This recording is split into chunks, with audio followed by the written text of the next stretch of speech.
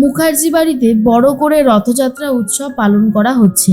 ঠাকুরমশাই ঠাম্মিকে বলে, আসুন এবারে আপনারা রথের রশ্মিতে টান দিন। সবাই মিলে যখন রথের রশ্মিতে টান দিতে যাবে তখন ব্রজবালা দেবী বারণ করে আর বলে, দাঁড়াও, এখন তোমরা কেউ রথ টানবে না, রথ টানবে গীতা। আর ও চলে এসেছে।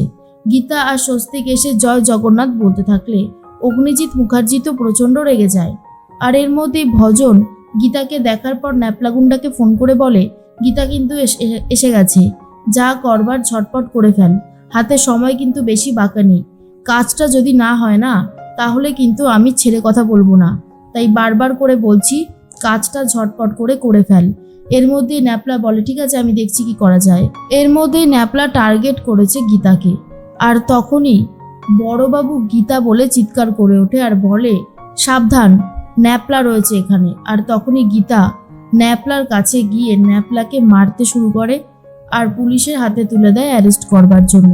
আর ন্যাপলার কাছ থেকে তো আসল অপরাধীর নাম জানতেই পেরে গেছে, কারণ ন্যাপলার ফোন ট্র্যাক করে দেখা গেছে ভজন মিত্তিরি ওকে রেখে দিয়েছিল গীতাকে মারার জন্য আলাদাভাবে লুকিয়ে। আর সেই জন্যই তাকে সামনে পেতেই গীতা প্রচণ্ড মার মেরেছে। এরপরে অফিসার বলে, ঢালি, ন্যাপলাকে অ্যারেস্ট করো। ন্যাপলাকে অ্যারেস্ট করে নিয়ে যাওয়ার পরেই গীতা সবাইকে বলে, বিশেষ করে ভজনকে বলে, পাপটা একটু হলেও কমাতে, পাপের ঘোড়া কিন্তু পূর্ণ হয়েছে।